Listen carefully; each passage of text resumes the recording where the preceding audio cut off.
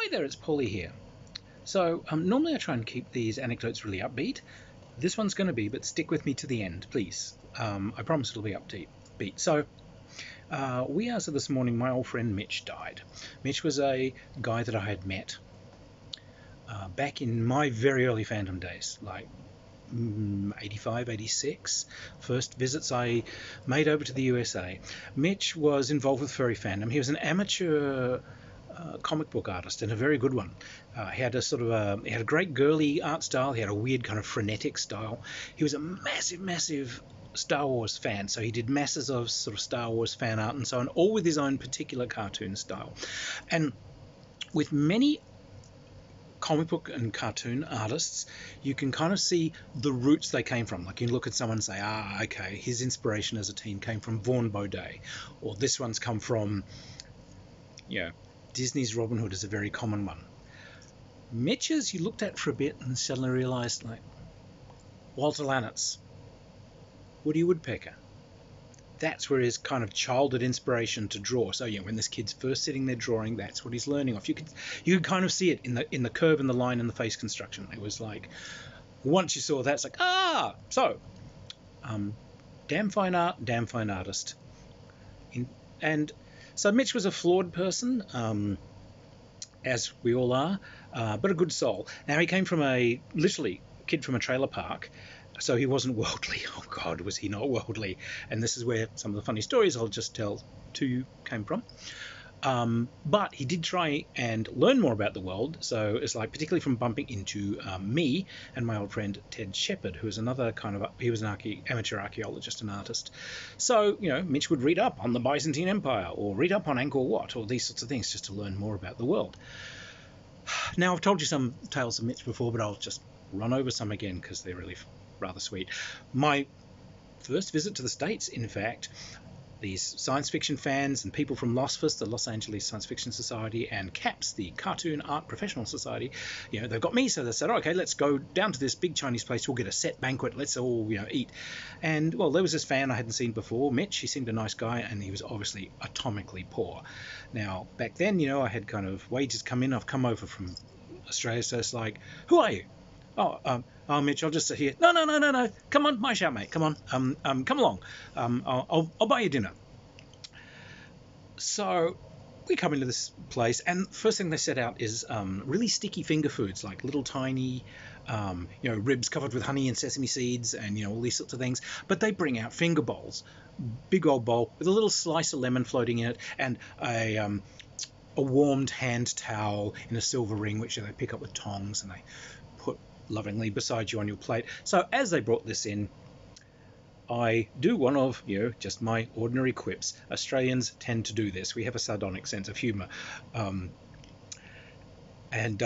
So they bring this in, and I just said, oh, good, the lemon soup's arrived. And so I then, take the ring off my napkin and look around, and there's Mitch next to me drinking the finger bowl. And he looks to me, looks at my untouched finger bowl and says, oh, aren't you going to drink your lemon soup? Like, no, I'm not. Because the other thing kicks in.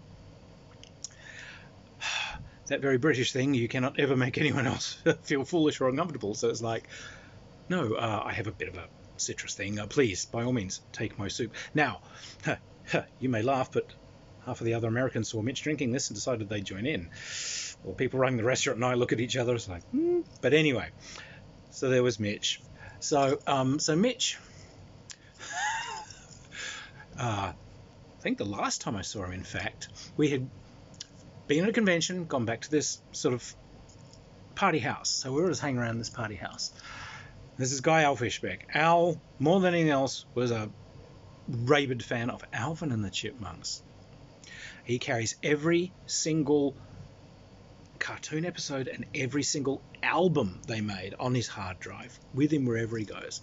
And what he wants more than anything else is to play this shine for you.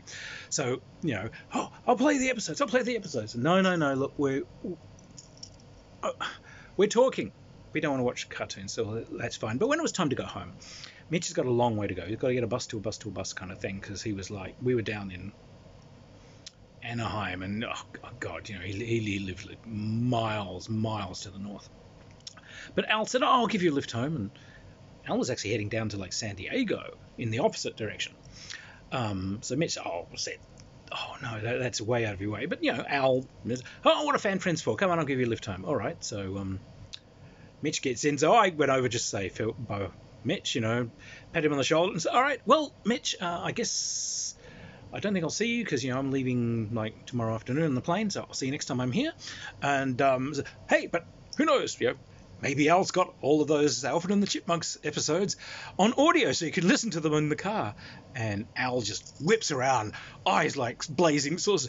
"Yes, I have. Oh, fantastic!" And he just plugs these into the speakers, and this car drives off with like Alvin and the Chipmunks playing. My last view of Mitch is Mitch's head leaning out the window, looking at me, just going, "You fucking bastard." Sorry, man. We got a call when he got home. It'd be like a 2.5 hour drive with Alvin and the Chipmunks the whole way. Just, yo. But the prime Mitch story, and this one almost broke me. Absolutely almost broke me. I'd been guest of honor at, I think it was it's one of the big furry cons. I was guest of honor, so they'd given me a suite. Now I knew Mitch was coming. Mitch, of course, was very poor, and he was just going to sleep on someone's floor, but they'd given me a suite which had like 2 or 3 different bedrooms in it. So I just found where he was supposed to be staying and just, "Mitch, come up, stay in my suite. I've got my friend Bruce Rowe and a couple of others staying up here." "Oh, no, that's a real imposition. I can't do that." I said, No, I'm not joking. There's like 3 bedrooms here. So move on in, have a bed, Mikasa Zukasa. So up he came. Now, for some reason, this hotel seemed to have been converted from like an old office block or something. So every single room was different, and they're often really weird because they kind of like fitted into each other in these weird puzzle-like ways. But the bathroom in this one, so you open the door, and the bathroom is sort of an S shape. So you went in, and there, for some reason facing the door, there's a toilet with a bidet beside it. Then you go round the corner, and there is a shower. But you kept going round the corner, which had like, for some reason, like it had a curtain over it. But you go round, and that's where the hand basin is. You have to go all the way around to get to the hand basin and everything. All right. I wouldn't have built it that way, but what the hell. But we're there for like the Thursday, Friday, Saturday, Sunday. Monday we're getting ready to go, so everyone's packing things into cars and whatever and doing that. And Mitch like is packing his bag and his hand on his back, says, "I really don't hold with these here fancy ass hotels." And I said, "Well, why?" I said, "I've really hurt my back kneeling down to brush my teeth in that funky little sink they've got in there." And I turn and I look at the bidet, and I couldn't breathe. I was just laughing. Mitch, have you been brushing your... Mitch, oh God. And I was crying. I was laughing so hard. My friend Bruce Rowe comes in as I'm like clinging onto the door. He looks at me and, just sees that, I'm incoherent, turn it. "God damn it, Mitch, you've broken Polly again. What the hell have you done this time?" "Oh, nothing. I just told him I hurt my back brushing my teeth in that little tiny sink over there." Points at the bidet, and Bruce, "God damn it, Mitch." Oh God. So yes, that was Mitch. He did some fantastic Wyn-E, WYN-E. It was a Winnie the Woodpecker as a Jedi character that he used to do tons of cartoons with. I've got many of them here that he sent me. I'll love them forever. So they were great. Rolls over to the feel-good story at the end. So Mitch had nothing. Came from a trailer park. Had to desperately work whatever jobs he could just find for an unskilled, uneducated guy. So, he'd work behind the counter at a video store for a while, part-time or whatever he could do.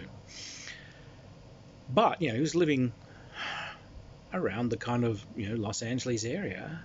And he saw some stuff come up for sale. Old style drawing desk and so on, which was set up for animation, had the pegboards and everything built into it. Second hand, so he might be able to afford this. So we went round.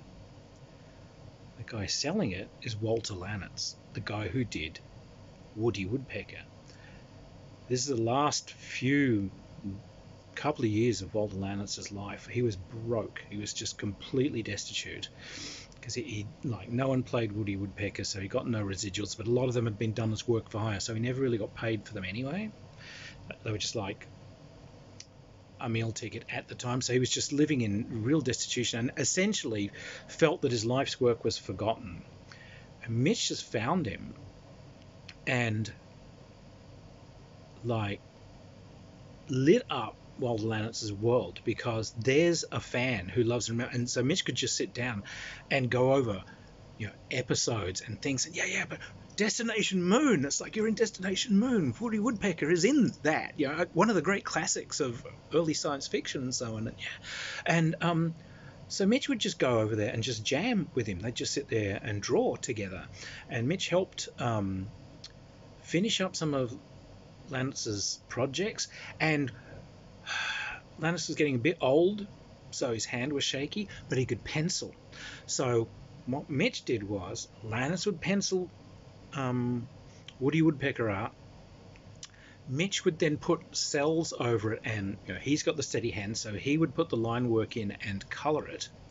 But then they could take it to a gallery and sell it as a Walter Lanitz original, collectible. So he could take it to these galleries or take it to like San Diego Comic-Con and the art show and sell it and get Walter Lanitz money for this. And Walter kind of realized that he was still loved and valued, and I think Mitch managed to get him a lift into a couple of Comic-Cons and so on, where like there's a panel for the Woody Woodpecker guy, and everyone's and they're talking to him. And Walt finally passed on, but sort of Mitch was there looking after him right to the very end.